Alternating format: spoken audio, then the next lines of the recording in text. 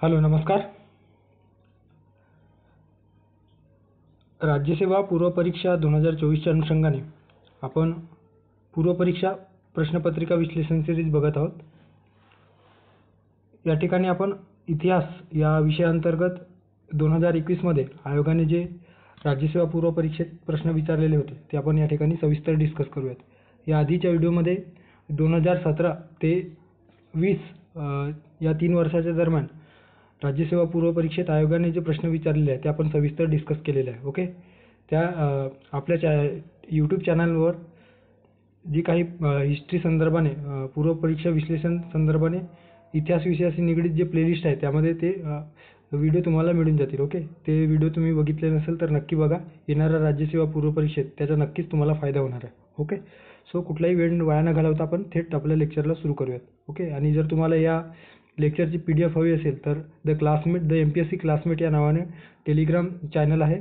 त्या चॅनलची लिंक मी या व्हिडिओच्या डिस्क्रिप्शन बॉक्समध्ये देतो आहे. त्या ठिकाणी तुम्हाला ते जे PDF आहे ते अवेलेबल होऊन जाईल. ओके, सो सुरू करूयात. पहिला प्रश्न आपल्याला एकंदरीत 2021मध्ये विचारण्यात आलेला होता. 1 मे 1960 रोजी मुंबईसह नवमहाराष्ट्र निर्माण झाला. त्यावेळी महाराष्ट्र राज्यात एकूण किती जिल्हे व तालुके किती होते? अशा पद्धतीने प्रश्न या ठिकाणी आपल्याला विचारण्यात आलेला होता.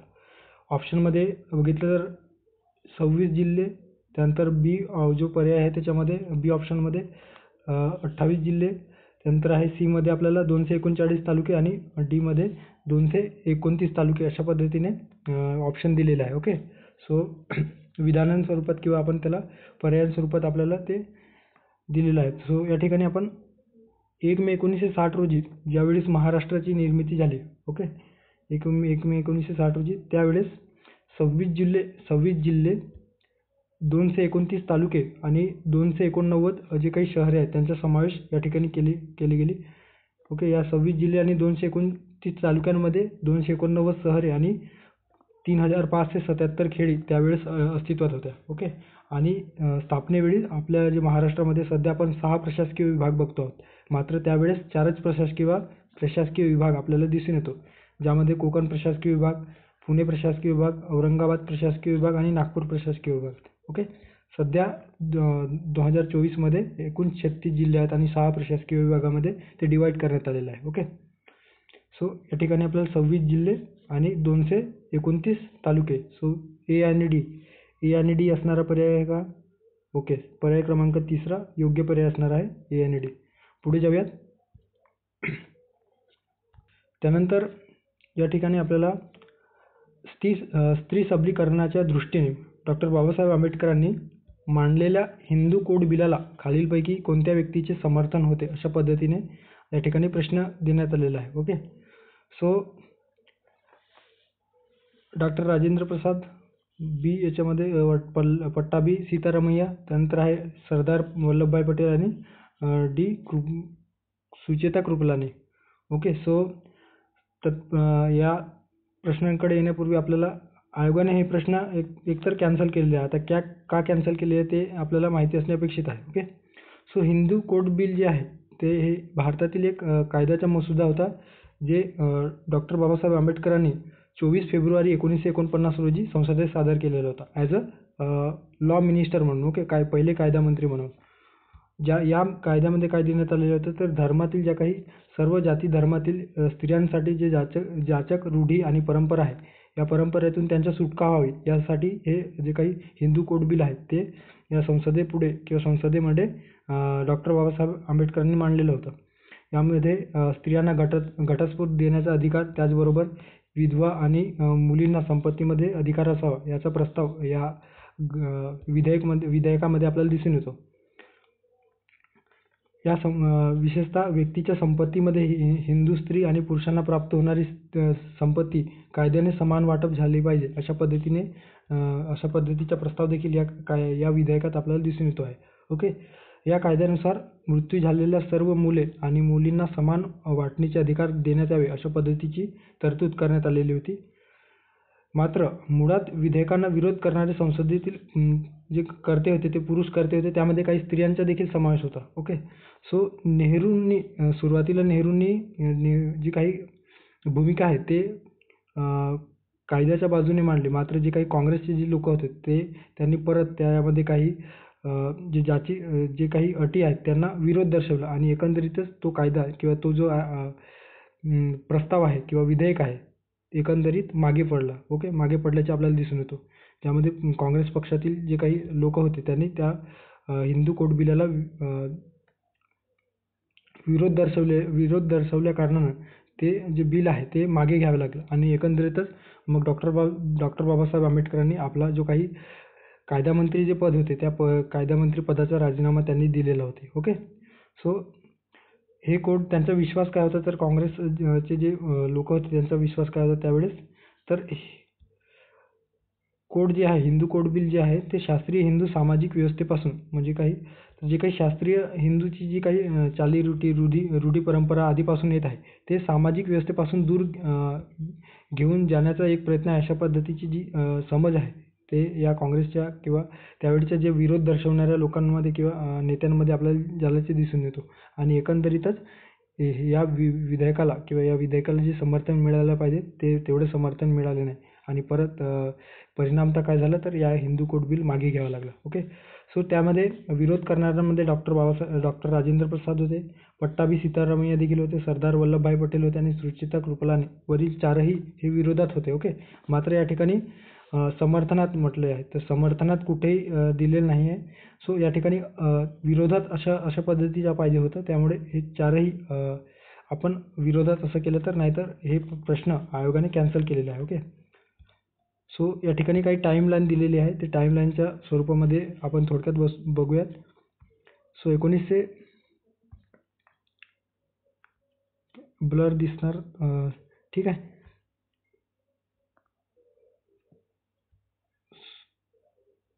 सो जे 1941 मध्ये जी काही या संदर्भाने हिंदू लॉ कमिटी स्थापन करण्यात आली होती. ही हिंदू लॉ कमिटी कोणाच्या अध्यक्षतेखाली स्थापन करण्यात आली होती हे आपल्याला माहिती असायला हवं. So B.N. राव, ओके, B.N. राव यांच्या अध्यक्षतेखाली ही हिंदू लॉ कमिटी स्थापन करण्यात आली होती आणि या हिंदू कोड बिला संदर्भात जी कमिटी स्थापन केलेली होती B.N. राव यांच्या अध्यक्षतेखाली त्या कोड बिलाचा जो अहवाल आहे तर 1947 मध्ये त्या अहवालानुसार 1944 मध्ये त्यांनी अहवाल दिला. 1947 मध्ये नेहरूंनी हे हिंदू कोड बिल कॉन्स्टिट्यूशनमध्ये त्यांनी इंट्रोड्यूस केलेले होते. ओके, सो पंडित जवाहरलाल नेहरू यांनीच ते इंट्रोड्यूस केले, मात्र सुरुवातीला त्यांचं विरोधाच्या बाजूने मत होतं, मात्र काँग्रेसमधील जे काही विचारधारा आहे किंवा नेत्यांच्या विचारधारेनुसार त्यांना पण ते हिंदू कोड बिलाला नंतर ते पण विरोध करू लागले. ओके, सो अशा पद्धतीने हिंदू कोड बिलाला जे काही समर्थन करणारे या ठिकाणी कुठलेही नव्हते, तर चारही जे नाव दिलेले आहे इव्हन सुचेता कृपलानी देखील विरोधातच होते. ओके, कारण ते काँग्रेसचे होते. ओके, पक्ष जो होता काँग्रेस पक्ष ते अख्खा काँग्रेस पक्ष या कोड बिलाला विरोध करण्याचे आपल्याला दिसून येतो. पुढे जाऊयात. त्यानंतर आहे अण्णाभाऊ साठे संदर्भात आपल्याला प्रश्न विचारण्यात आलेला आहे आणि राज्यसेवा पूर्व परीक्षेत फ्रिक्वेंट विचारणारा टॉपिक जे समाजसुधारक आहे त्यामध्ये महात्मा फुले, त्यानंतर आहे डॉक्टर बाबासाहेब आंबेडकर, शाहू महाराज आणि अण्णाभाऊ साठे असे जे काही मोजके आहेत. त्यानंतर विठ्ठलरामजी शिंदे असे जे मोजके जे समाजसुधारक आहेत त्यावर वारंवार प्रश्न विचारतानाचे आपल्याला दिसून येतो. ओके, सो अण्णाभाऊ साठे यांनी साम्यवादी विचाराचा प्रसार करण्यासाठी खालीलपैकी कोणत्या कला प्रकाराचा प्रभावी वापर केला अशा पद्धतीने आपल्याला प्रश्न विचारण्यात आलेला आहे. नाटक, कलाकथन, बतावणी आणि कलापथक कुठले योग्य असणार आहे. ओके, सो तत्पूर्वी आपण अण्णाभाऊ साठे संदर्भाने जे काही महत्त्वाची माहिती आहे ते आपण या ठिकाणी अभ्यासूयात. त्यांचा जन्म 1 ऑगस्ट 1920 रोजी झाल्याचे दिसून येतो. त्यांचे मूळ नाव होते तुकाराम. ओके, त्यांचं जन्मगाव वाटेगाव, तालुका वाळवा, जिल्हा सांगली. ठीक आहे, त्यांना ते कथा, कादंबरी, लोकनाट्य, नाटक, पटकथा, लावणी, पोवाडे आणि प्रवासवर्णन अशा विविध साहित्य प्रकारात लेखन करत आणि लेखन केलेले ख्यातनाम मराठी साहित्यिक आपल्याला दिसून येतात. ओके, ज्यामध्ये नाटकांचा देखील समावेश आहे, कथाकथन आहे, कलापथक आहे, बतावणी. सो या सर्व गोष्टींचा समावेश यांच्या बाबतीत एकंदरीत समाज जागृतीसाठी या साहित्याचा किंवा या कला प्रकाराचा वापर ते करीत असत. ओके, त्यामुळे हे प्रश्न आयोगाला कॅन्सल करावे लागलेले आहे. ओके, त्यानंतर याच्यामध्ये अजून जे एक्स्ट्रा इन्फॉर्मेशन आहे ते देखील आपल्याला माहिती असणे अपेक्षित आहे. सो त्यांनी मुंबईत सांगलीतून काही काळानंतर म्हणजे त्यांचं शिक्षणासंदर्भात असेल किंवा इतर ज्या काही गोष्टी स्वतःचा उदरनिर्वाह भागवण्यासाठी ते मुंबईत स्थलांतरण झाले सर्व कुटुंबियांसोबत. चरितार्थासाठी त्यांनी कोळसे वेचणे, फेरीवाल्यांच्या पाठीशी गाठोडे घेऊन हिंडणे, मुंबईच्या मोरबाग गिरणीमध्ये त्यांनी झाडूवाला म्हणून देखील नोकरी केलेली होती. ओके, यावर आयोगाने मेन्समध्ये प्रश्न विचारलेला आहे, सो हे देखील लक्षात घ्या. मुंबईच्या मोरबाग गिरणीत झाडूवाला म्हणून त्यांनी नोकरी केली होती आणि जी काम मिळतील ते केल्याचे आपल्याला दिसून येतं. मुंबईत कामगारांचे कष्टमय आणि दुःखाचे जीवन त्यांनी पाहिलेले होते. 1936 मध्ये भारतीय कम्युनिस्ट पक्षाचे नेते कॉम्रेड श्रीपाद अमृत डांगे यांच्या प्रभावाखाली त्यांनी कम्युनिस्ट पक्षाचे क्रियाशील सदस्य म्हणून कार्यरत झाले. ओके, त्यांनी स्टॅलिनग्राडचा पोवाडा 1943 मध्ये लिहिल्याचे दिसून येतो. 1942 मध्ये त्यांनी चले जाव चळवळीमध्ये सक्रियपणे सहभाग नोंदवला आणि त्यांच्या विरुद्ध ब्रिटिश सरकारने अटक वॉरंट देखील जारी केलेले होते. 1944 मध्ये शाहीर अमर शेख व गव्हाणकर यांच्या मदतीने लाल बावटा कला पथकाची स्थापना केली.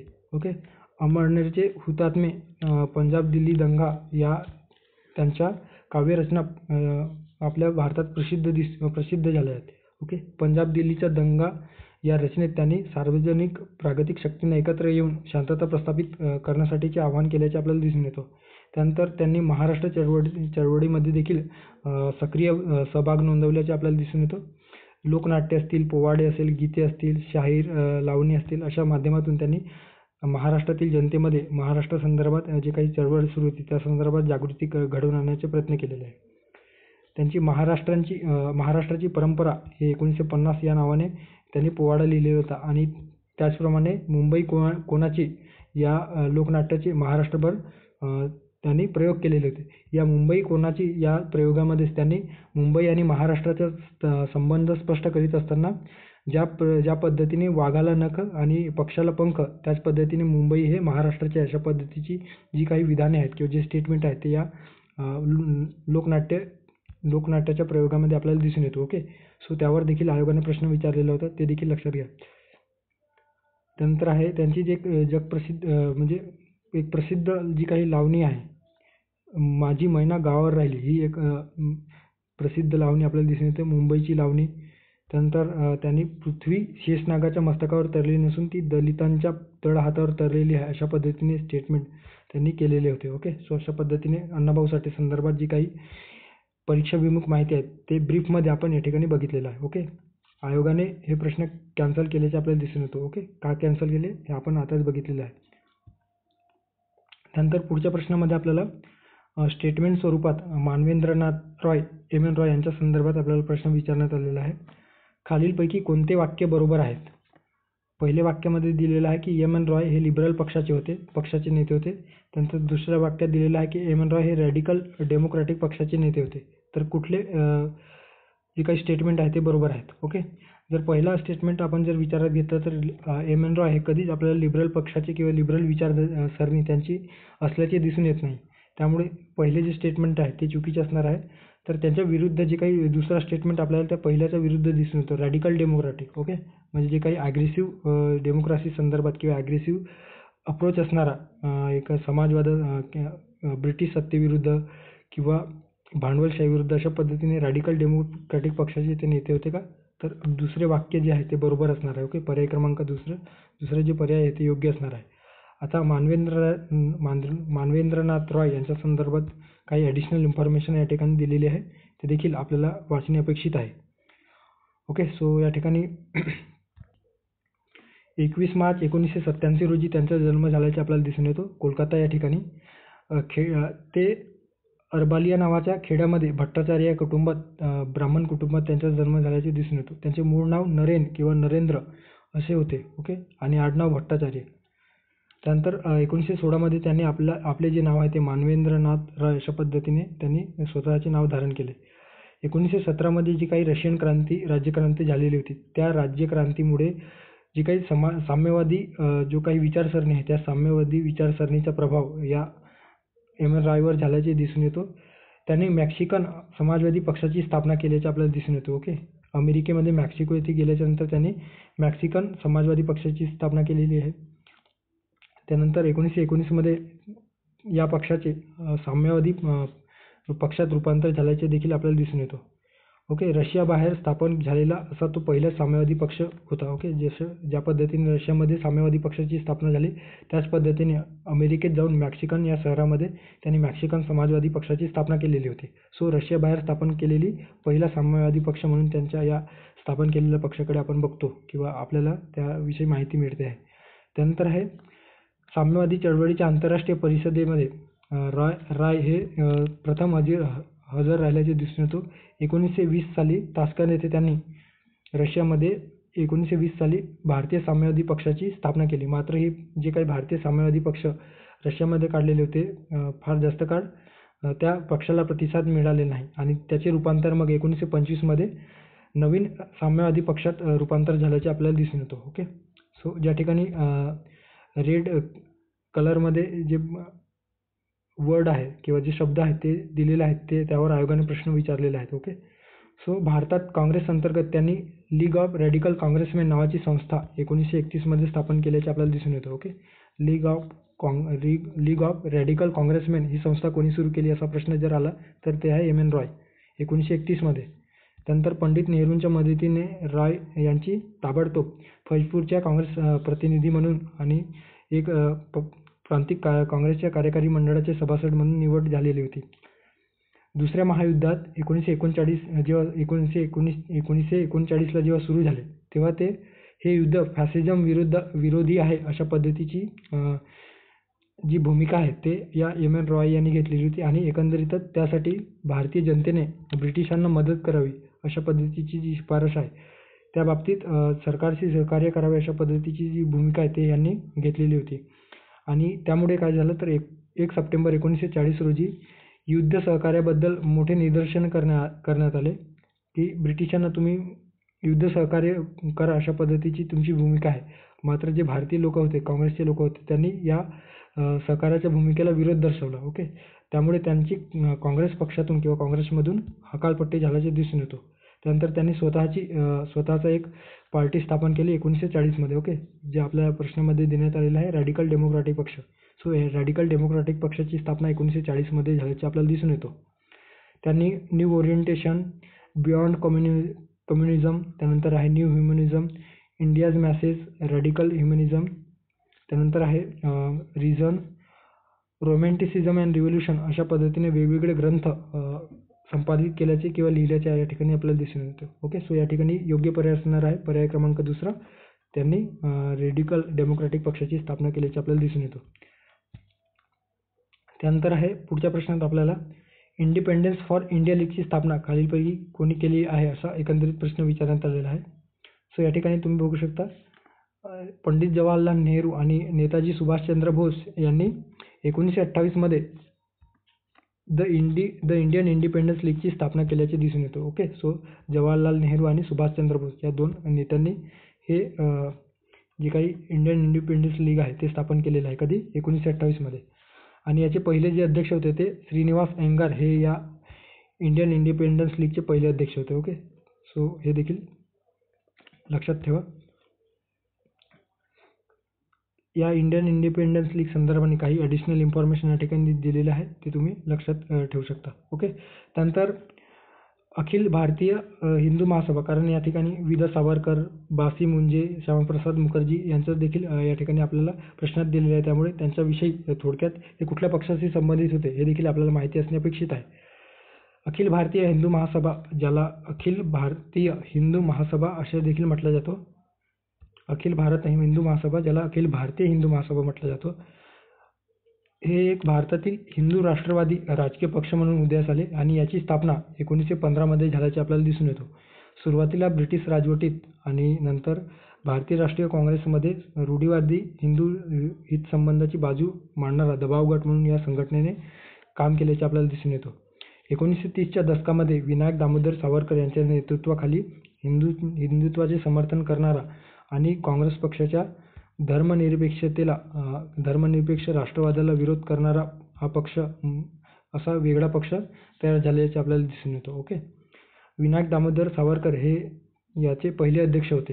जेव्हा 1915मध्ये ही हिंदू महासभा स्थापन झाली, तर त्याचे जे काही अध्यक्ष होते ते स्वातंत्र्यवीर सावरकर हे पहिले अध्यक्ष होते. त्यानंतर आहेत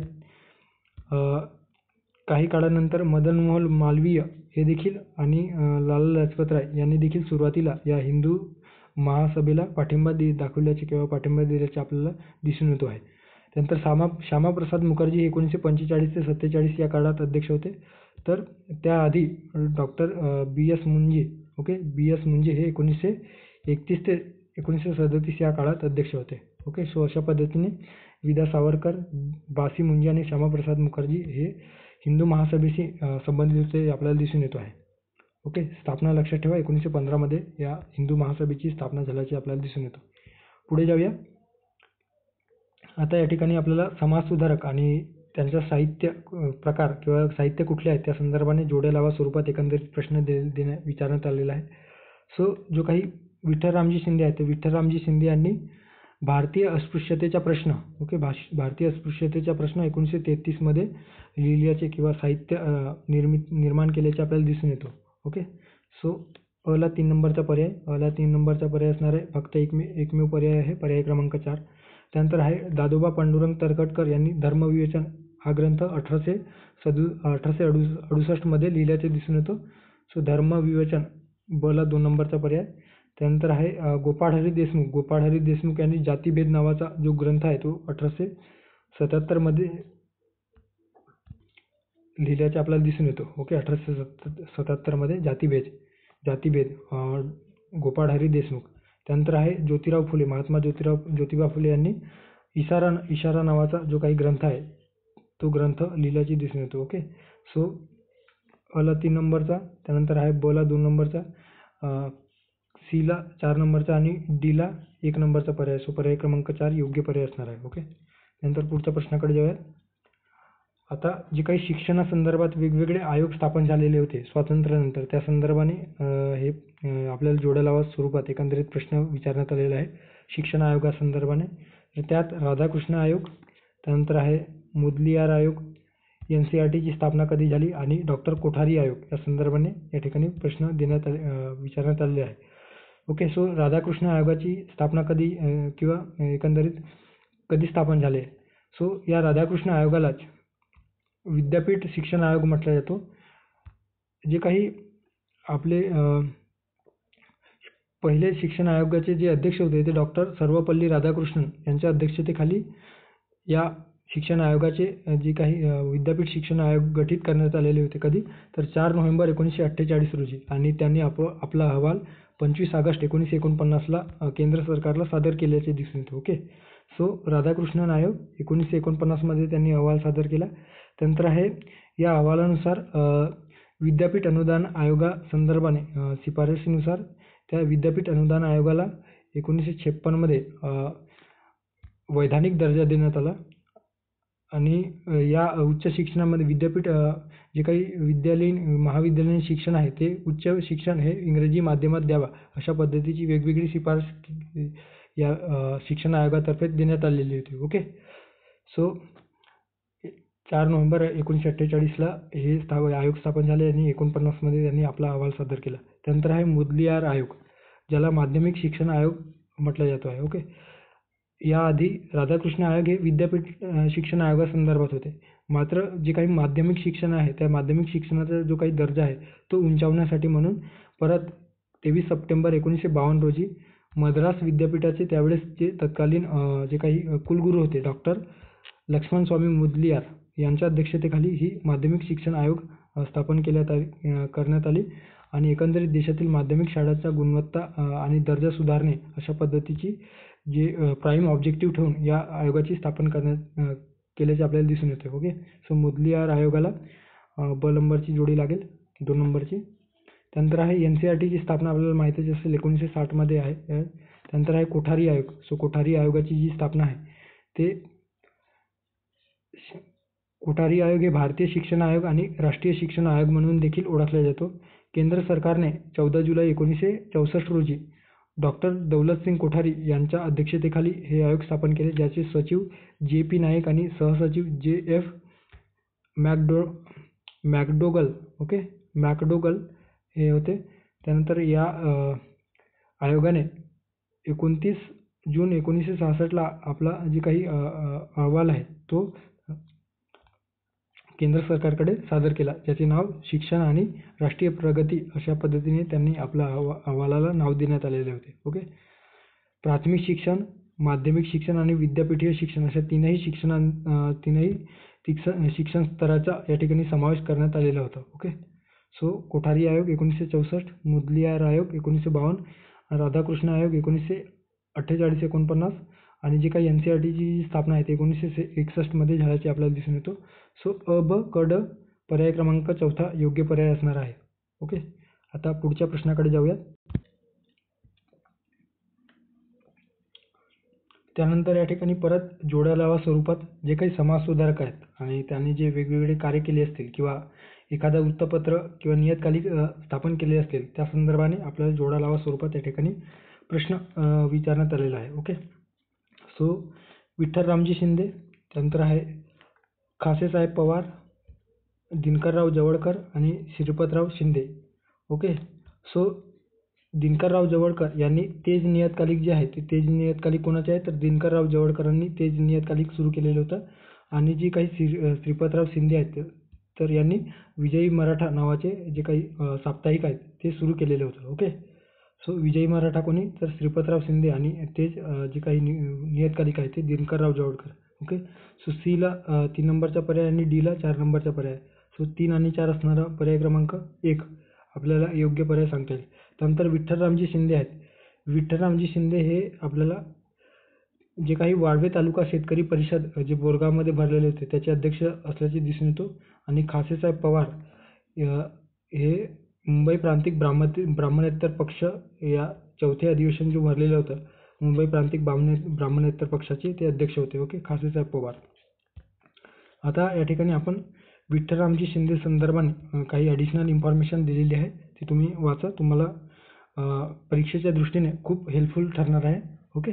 अशा पद्धतीने आपण जे क्वेश्चन इव्हन आपण क्विज फॉर्ममध्ये टेलिग्रामवर जी बॅच सुरू केली आहे त्यामध्ये त्याचे जेव्हा आपण ॲनालिसिस करतो तर एखाद्या समाजसुधारकासंदर्भाने जर प्रश्न असेल तर पर्टिक्युलर समाजसुधारक त्या ठिकाणी त्याविषयी इत्थंभूत जी माहिती जे परीक्षाभिमुख आहे ते अभ्यासतो आहोत. त्यानंतर दुसरा एखाद्या प्रश्नामध्ये जर दुसऱ्या समाजसुधारकाविषयी जर त्या ठिकाणी उल्लेख असेल तर त्या संदर्भाने अशा पद्धतीने आपण क्वेश्चन किंवा प्रश्नपत्रिकेच्या माध्यमातूनच हे समाजसुधारक जे प्रकरण आहेत किंवा जो टॉपिक आहेत ते कव्हर करण्याचा आपण प्रयत्न करत आहोत. ओके. सो या ठिकाणी आपण विठ्ठलरामजी शिंदे संदर्भात माहिती बघणार आहोत.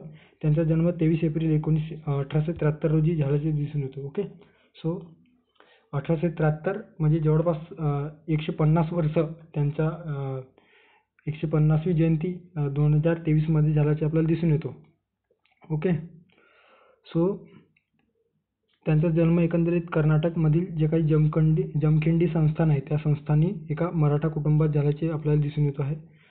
त्यानंतर त्यांनी मखंडी येथे इंग्रजी शाळेतून 1891 मध्ये मॅट्रिकची परीक्षा उत्तीर्ण केली आणि 1893 मध्ये पुण्याच्या फर्ग्युसन कॉलेजमध्ये पुढील शिक्षणासाठी ते आले. त्यांना सयाजीराव गायकवाड यांच्याकडून मिळणारी जी काही कर्जाऊ शिष्यवृत्ती आहे शिवाय त्यांनी स्वतः खाजगी शिकवण्याच्या माध्यमातून देखील काही पैसे गोळा केलेले होते आणि या माध्यमातून त्यांनी 1898 मध्ये ते BA झाले. 1895ची जी काही अमेरिकन युनिटेरियन मिशनरी जी शिष्यवृत्ती आहे ते देखील त्यांना प्राप्त झालेले होते. ओके. यावर देखील आयोगाने राज्यसेवा पूर्व परीक्षेत प्रश्न विचारल्याचे आपल्याला दिसून येतो. 1898 मध्ये त्यांनी प्रार्थना समाजाची दीक्षा घेतली म्हणजे ते प्रार्थना समाजाशी देखील संबंधित होते. त्यानंतर ते काही कालावधी नंतर त्यांनी प्रार्थना समाज सोडून ब्राह्मो समाजाचे सदस्य झालेले होते. ओके. त्यांनी ब्रिटिश अँड फॉरेन असोसिएशन मार्फत ऑक्सफर्ड येथील जे काही मँचेस्टर कॉलेजमध्ये धर्म शिक्षणासाठी त्यांची निवड करण्यात आलेली होती. ॲम्स्टरडॅम या ठिकाणी खूप महत्त्वाची जी माहिती आहे ज्यावर आयोगाने प्रश्न विचारलेला आहे. 1903च्या सप्टेंबरमध्ये ॲम्स्टरडॅम येथे त्रैवार्षिक आंतरराष्ट्रीय उदार धर्म परिषद भरलेली होती आणि या ठिकाणी त्यांनी हिंदुस्थानातील उदार धर्म नावाचा जो काही प्रबंध आहे तो निबंध या ठिकाणी त्यांनी सादर केलेला होता. ओके. 1910 मध्ये त्यांचा जो काही प्रार्थना समाजाचे जे सदस्यत्व आहे ते प्रार्थना समाजातील जे काही सदस्य आहेत त्यांच्याशी वैचारिक मतभेद झाल्या कारणाने त्यांचे सदस्यत्व समाप्त झाले. 1910 मध्ये त्यांनी प्रार्थना समाजाचा त्याग केला किंवा प्रार्थना समाज सोडून ते 1923 मध्ये ब्राह्मो समाजाचे आचार्य म्हणून त्यांनी कार्य केल्याचे आपल्याला दिसून येतो. ओके. न्यायमूर्ती चंदावरकर यांच्या अध्यक्षतेखाली त्यांनी डिप्रेस्ड क्लासेस मिशनची स्थापना 16 ऑक्टोबर 1906 रोजी केल्याचे दिसून येते आणि त्यामध्ये ते स्वतः सेक्रेटरी होते. तर अध्यक्ष चंदावरकर, न्यायमूर्ती चंदावरकर होते. ओके. 1911 मध्ये मुंबई येथे एक मुरडी प्रतिबंधक परिषद भरवलेली होती. 1928 मध्ये मुंबई इलाका शेतकरी परिषदेचे ते नेतृत्व त्यांनी केले आणि याच दरम्यान जी काही वाडवे येथील तालुका शेतकरी परिषद बोरगाव येथे भरलेले होते, त्या ठिकाणी ते अध्यक्षपद म्हणून देखील अध्यक्षपद भूषवल्याचे आपल्याला दिसून येतो.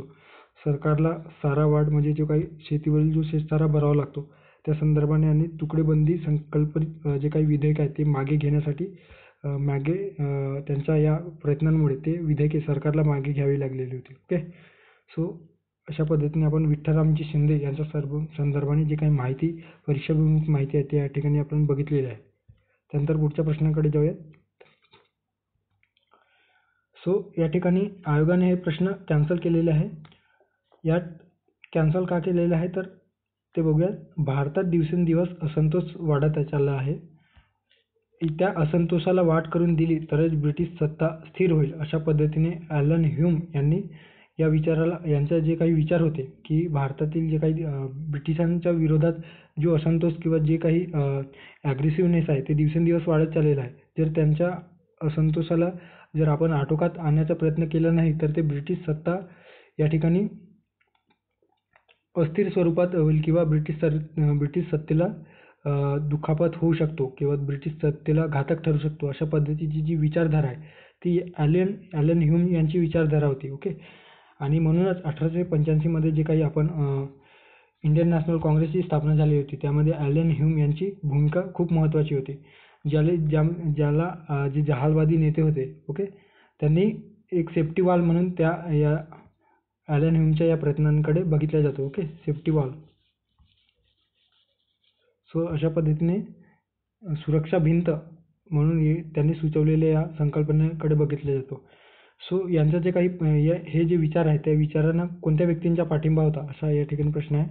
तर यांच्या संदर्भात बी तर आपल्या ऑप्शनमध्ये राहू शकत नाही, कारण जे माउंट एल्फिन्स्टन होते ते 1820च्या दरम्यानच्या काळामध्ये मुंबईचे प्रांताचे गव्हर्नर होते. ओके. सो ब जे आहे ते आपण या ठिकाणी चुकीचं असणार आहे आणि या ठिकाणी ब हे देखील चुकीचं आहे आणि हे ऑप्शन देखील गेले. आता पर्याय क्रमांक ए आणि सी हे आपल्याला योग्य असल्याचे आपल्याला दिसून येतो. मात्र या ठिकाणी देखील ए आणि सी बरोबर आहे आणि या ठिकाणी देखील सी आणि ए बरोबर आहे. सो दोन्ही ऑप्शन या ठिकाणी बरोबर आहे, त्यामुळे आयोगाला हा प्रश्न कॅन्सल करावा लागलेला आहे. ओके. त्यानंतर पुढच्या प्रश्नाकडे जाऊयात. आता मध्ययुगीन भारतासंदर्भात जे काही मध्ययुगीन काळामध्ये विशेषतः मुघल कालखंडात ज्या स्त्रिया होत्या त्या स्त्रियांसंदर्भाने शिक्षित किंवा उच्च शिक्षित ज्या स्त्रिया होत्या त्या वेगवेगळ्या स्त्रियांसंदर्भात या ठिकाणी माहिती देण्यात आलेली आहे. सो गुलबदन बेगम, त्यानंतर सलीमा सुलताना, जहाआरा बेगम आणि जेबुनिस्सा यांच्या संदर्भाने आपल्याला जोड्या लावा स्वरूपात प्रश्न देण्यात आलेला आहे. तर जे काही गुलबदन बेगम होते यांनी हुमायूननामा हा जो काही ग्रंथ आहे किंवा जे काही लेखन आहे ते हुमायूननामाचे जे लेखन कोणी केलेले आहे तर या गुलबदन बेगम यांनी केलेलं आहे. सो अला तिसऱ्या नंबरचा पर्याय आहे. सो अला तिसऱ्या नंबरचा पर्याय, त्यामुळे 2 आणि 4 हे एलिमिनेट झालेले आहेत. त्यानंतर आहे सलीमा सुलताना. ओके. आणि जी काही गुलबदन बेगम आहे ती मुघल सम्राट बाबर यांची मुलगी असल्याचे दिसून येतो. ओके. आणि त्यांचा भाऊ जो काही होता हुमायून, त्या हुमायून संदर्भात त्यांनी हुमायूननामा लिहिल्याचे आपल्याला दिसून येतो. त्यानंतर सलीमा सुलताना. ओके. सलीमा सुलताना ही मुघल अकबराची पत्नी होती. ओके. तिसरी पत्नी म्हणून त्यांच्याकडे या सलीमा सुलतानाकडे होती आणि ही एक विधवा स्त्री होती. ओके. सो या सलीमा सुलतानाचे जे काही आधीचे जे विवाह आहे ते बैरम खान यांच्यासोबत झालेलं होतं. मात्र विशिष्ट काळानंतर मुघल सम्राट अकबरांशी त्या बैरम खानाचं युद्ध होऊन किंवा त्यामध्ये बैरम खानानंतर त्यांच्या मृत्यूनंतर सम्राट अकबराची पत्नी म्हणून या सलीमा सुलतानाला त्यांनी स्वीकार केले. ओके, तर तिने पर्शियन भाषेत विपुल लिखाण केल्याचे आपल्याला दिसून येतो. ओके, सलीमा सुलताना यांनी पर्शियन भाषेत म्हणजेच काय फारसी भाषेत मोठ्या प्रमाणात जे काव्यसंग्रह आहे ते लिहिल्याचे दिसून येतो.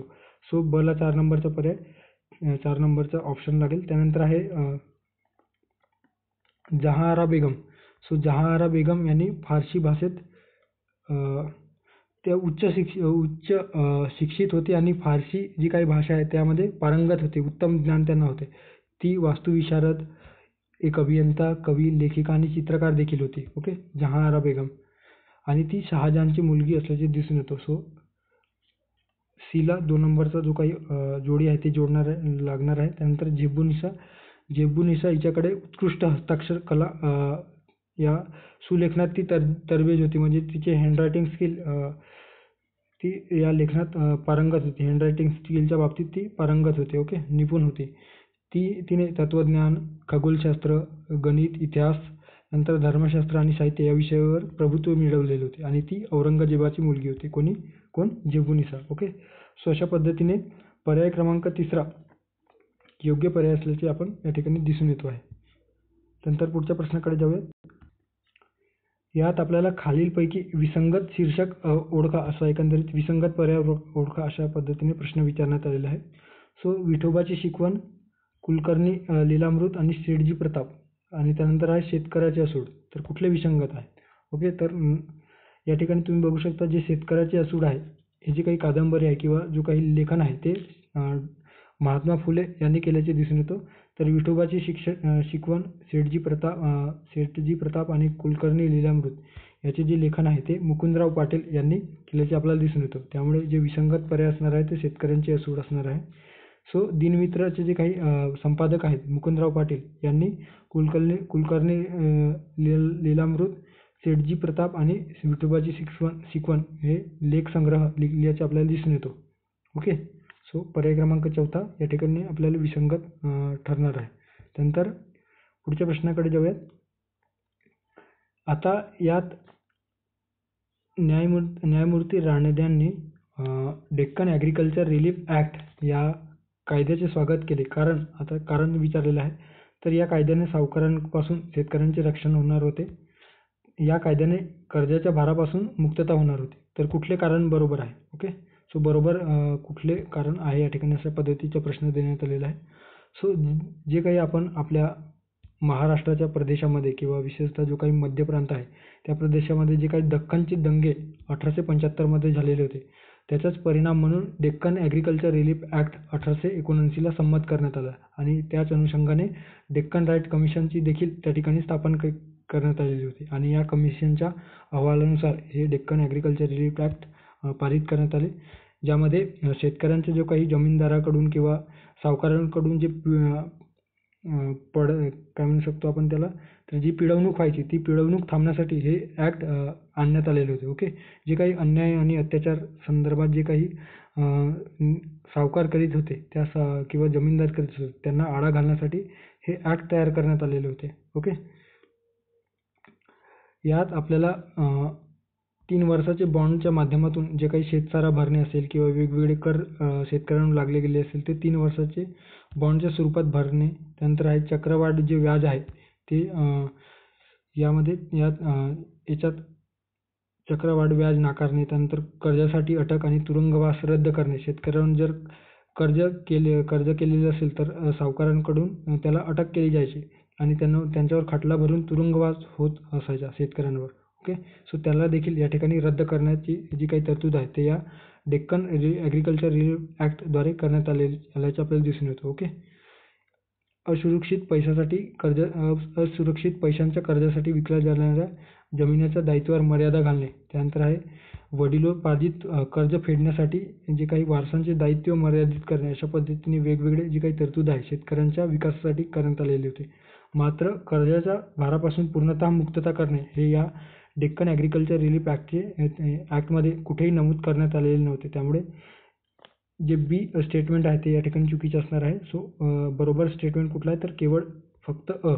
ओके, ए स्टेटमेंट हे बरोबर असणार आहे. ओके, न्यायमूर्ती रांडे यांनी या कायद्याचे किंवा या विधेयकाचे मनापासून स्वागत केले, कारण यामध्ये शेतकऱ्यांपासून सावकारांपासून शेतकऱ्यांच्या हिताचे रक्षण होणार होते. त्यामुळे त्यांनी या विधेयकाचे किंवा या ॲक्टचे स्वागत केल्याचे आपल्याला दिसून येतो. पुढच्या प्रश्नाकडे जाऊयात. त्यानंतर या ठिकाणी आपल्याला स्वदेशी प्रचारणी सभा या संस्थेच्या प्रमुखपदी कोण विराजमान होते अशा पद्धतीने प्रश्न देण्यात आलेला आहे.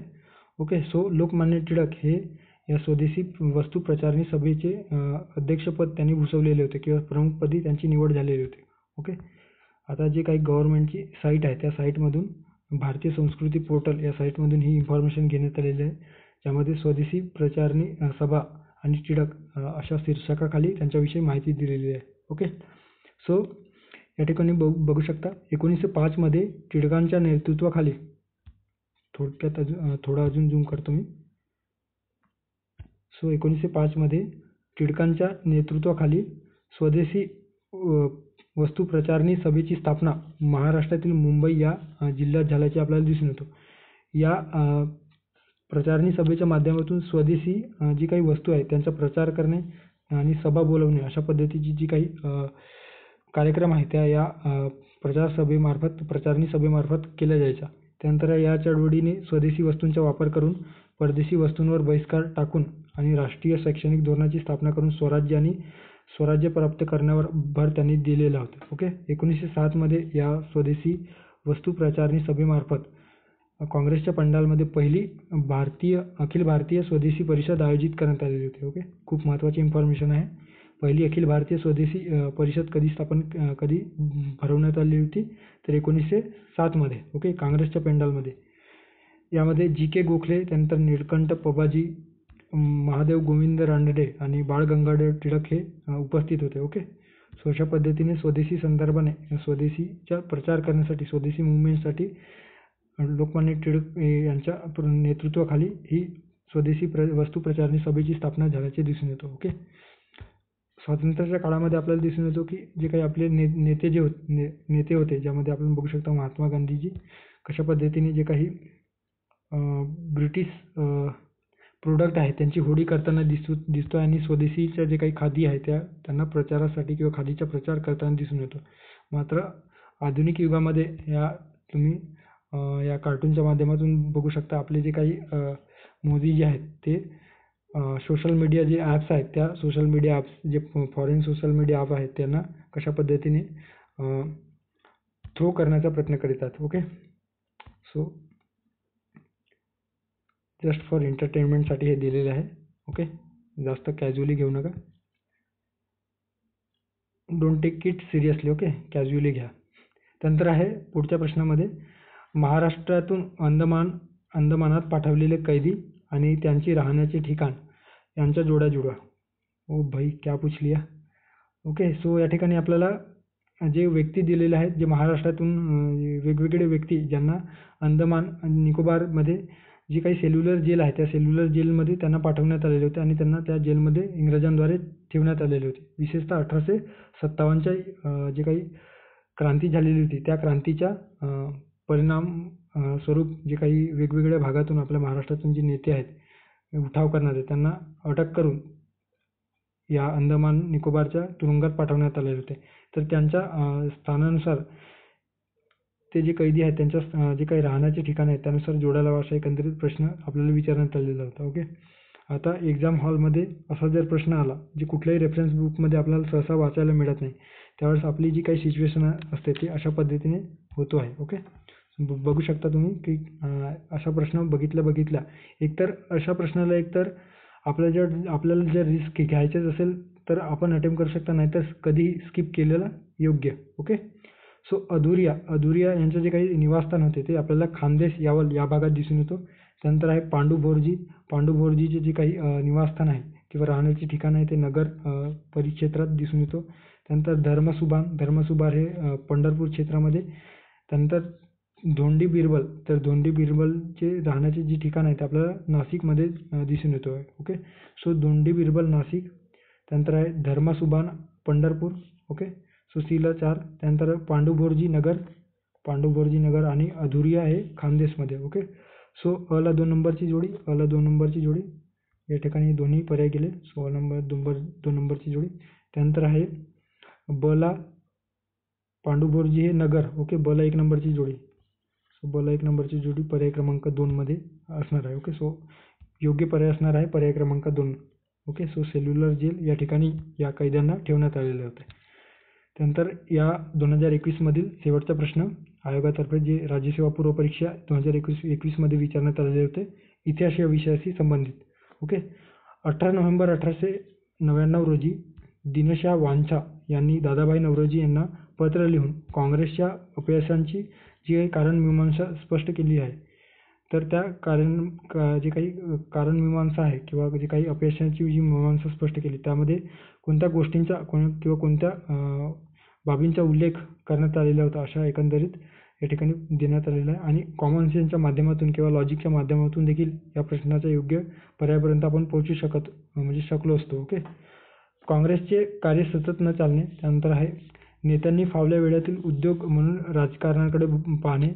आम्ही केवळ भुंकतो, चावा घेत नाही अशा पद्धतीने आणि क्रांतीचा मार्ग अनुसरला पाहिजे अशा पद्धतीने त्यांनी तर कुठल्या तरतुदींचा समावेश दादाभाई नौरोजींना ज्यावेळी पत्र दिनेशा वांछा यांनी लिहिलेले होते तर त्यामध्ये त्या गोष्टींचा उल्लेख करण्यात आलेला होता. ओके. यापैकी कुठल्या गोष्टीचा उल्लेख करण्यात आलेला होता. सो आता आपल्याला माहित आहे दादाभाई नौरोजी आणि दिनेशा वांछा आणि एकंदरीत ज्यावेळेस 1885 मध्ये इंडियन नॅशनल काँग्रेस स्थापन झाली तर ते एक मवाळवादी गट म्हणून ती संस्था स्थापन झालेली होती. सो यांची जी काही भूमिका आहे ती मवाळवादी स्वरूपाची होते. ओके. त्यामुळे या ठिकाणी क्रांतीचा मार्ग अनुसरला पाहिजे हे जे विधान आहे ते या ठिकाणी विसंगत आपल्याला वाटतो आहे. ओके. सो या ठिकाणी जर आपण एलिमिनेशनच्या माध्यमातून हे जे पर्याय आहे ते बाहेर काढले तर आपल्याला काय दिसून येतो तर हे 2 पर्याय एलिमिनेट झाल्याचे दिसून येतो. ओके. त्यानंतर आहे ABC आणि AC.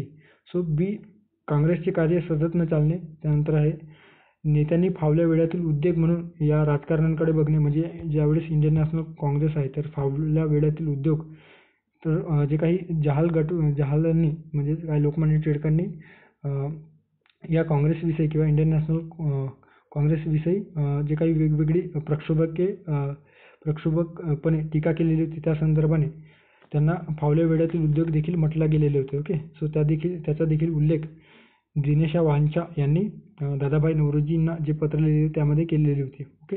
आम्ही केवळ भुंकतो आणि चावा घेत नाही अशा पद्धतीची जी स्टेटमेंट आहे ते देखील त्यांनी केलेलं होतं. ओके. सो ABC असणारा पर्याय क्रमांक 3 योग्य असणार आहे. ओके. सो या ठिकाणी ॲडिशनल इन्फॉर्मेशन आहे ते तुम्ही या ठिकाणी वाचू शकता. सो त्यांचं जे काही दिनेश वांछा आहे यांचा जन्म मुंबईत 2 ऑगस्ट 1840 मध्ये पारसी कुटुंबात झाल्याचे दिसून येतो. ओके. त्यांचे जे संबंध आहेत निकटचे संबंध फिरोजशाह मेहता आणि दादाभाई नौरोजी यांच्याशी असल्याचे दिसून येतो. त्यांनी बॉम्बे म्युनिसिपॅलिटीचे 40 वर्ष सभासद म्हणून त्यांनी कार्य केल्याचे दिसून येतो आणि ते काँग्रेसचे एक संस्थापक सदस्य होते. अनेक वर्ष त्यांनी सचिव म्हणून देखील कार्य केल्याचे आपल्याला दिसून येतो. त्यानंतर दादाभाई नौरोजींनी त्यांनी लिहिलेल्या पत्रात काँग्रेसच्या अपयशाबद्दल वेगवेगळे वर्णन किंवा कारणे दिलेले होते. ओके. ते आपण या ठिकाणी आपल्या प्रश्नात बघितलेले आहेत. ओके. सो अशा पद्धतीने आपण दिनेशा वांछा यांच्या संदर्भात माहिती बघितलेली आहे. आता जेव्हा आपण दादाभाई नौरोजी संदर्भाने बघतो तर आपल्याला त्यांची the poverty in un-British rule in India अशा पद्धतीचे बुक्स आहेत ते लक्षात घ्यायला हवे आणि the economic history of India जे रमेशचंद्र दत्त यांनी लिहिलेलं आहे त्यावर आयोगाने प्रश्न विचारलेला आहे. हे 2 पुस्तके तुम्ही कायम लक्षात ठेवा. यावर आयोग सातत्याने प्रश्न विचारतो आहे. ओके. सो असे 15 प्रश्न एकंदरीत राज्यसेवा पूर्व परीक्षा 2021 इतिहास संदर्भाने या ठिकाणी आपण बघितलेलं आहे. ओके. आता आपले जे उरलेले आहेत 2022 आणि 2023 ते येत्या 2-3 दिवसामध्ये ते पूर्ण करूयात. म्हणजे आपला इतिहास विषयाशी जे काही विषयातील जे प्रश्नपत्रिका विश्लेषण आहे राज्यसेवा पूर्व परीक्षेच्या बाबतीत ते 2017 ते 2023 कंप्लीट होईल आणि एकंदरीत आपण मग कुठले टॉपिक महत्त्वाचे आहे त्यानुसार एक स्ट्रॅटेजी व्हिडिओ बनवू जेणेकरून 10 ते 12 दिवसामध्ये आपल्याला इतिहास विषय सविस्तर टू द पॉईंट कव्हर करता येईल. ओके. सो अशा पद्धतीने आपण या ठिकाणी आता थांबूयात. तत्पूर्वी एक तुम्हाला बॅचविषयी सांगू इच्छितो. आपण डेली PYQ आणि MCQ स्वरूपात क्विज फॉर्ममध्ये आपल्या टेलिग्राम चॅनल एक प्रायव्हेट चॅनलमध्ये आपण ही बॅच लॉन्च केलेली आहे, ज्याची फीस 300 रुपये आहे. मात्र सुरुवातीच्या पहिल्या 50 विद्यार्थ्यांसाठी आपण 50% डिस्काउंट दिलेलं आहे. ओके. यामध्ये दररोज प्रत्येक विषयानुसार एका दिवशी एक विषयाचे 10 प्रश्न आणि त्या 10 प्रश्नांचे PYQ स्वरूपात, ओके, आयोगाने जे प्रश्न विचारले त्यानुसार त्या विषयातील 10 प्रश्न आपण त्या ठिकाणी पोस्ट करतो आहोत. ते क्विज फॉर्ममध्ये अवेलेबल असतो. ते सॉल्व्ह करायचं असतं आणि त्याचे जे एक्सप्लेनेशन आहे ते आपण यूट्यूबच्या माध्यमातून करतोच आहोत, पण त्याची जी एक्सप्लेनेशन PDF वगैरे आहे ते त्या प्रायव्हेट चॅनलमध्ये आपण शेअर करतो आहोत. ओके. याचा एकंदरीत बेनिफिट काय होणार आहे, तर आपले जे प्रश्न सॉल्व्ह करण्याची जी अप्रोच आहे किंवा आयोग कशा पद्धतीने प्रश्न विचारतो त्याचा एकंदरीत आपल्याला पॅटर्न लक्षात येईल आणि त्यांचा जो काही प्रश्न विचारण्याचा जो कल आहे तो लक्षात येईल आणि एकंदरीत आपल्याला त्याचा जो बेनिफिट आहे तो येणाऱ्या जे राज्यसेवा पूर्व परीक्षा असेल, कंबाईन पूर्व परीक्षा असेल किंवा येणारी मेन्स असेल त्याच्यामध्ये नक्की होणार आहे. आणि एकंदरीत आपला जो काही स्कोर वाढण्यासाठी स्कोर वाढावा याच उद्देशाने हे जे काही बॅच आहे ती बॅच आपण लॉन्च केलेली आहे. ओके. अधिक माहितीसाठी या टेलिग्राम चॅनलवर या बॅच संदर्भाने इन्फॉर्मेशन अवेलेबल आहे. तुम्ही या टेलिग्राम चॅनलला जा आणि जे काही ॲडमिन आहे त्यांच्याशी या बॅचविषयी संपर्क साधा. तुम्हाला त्याविषयी अधिक माहिती मिळेल आणि जॉईन करायचे असेल तर डायरेक्ट या टेलिग्राम चॅनलवर मेसेज करा. तुम्हाला त्या ठिकाणी या बॅचविषयी माहिती मिळेल. त्यानंतर तुम्ही जॉईन करू शकता. ओके. सो भेटूया पुढच्या एका व्हिडिओमध्ये. थांबूया इथेच. धन्यवाद. थँक्यू.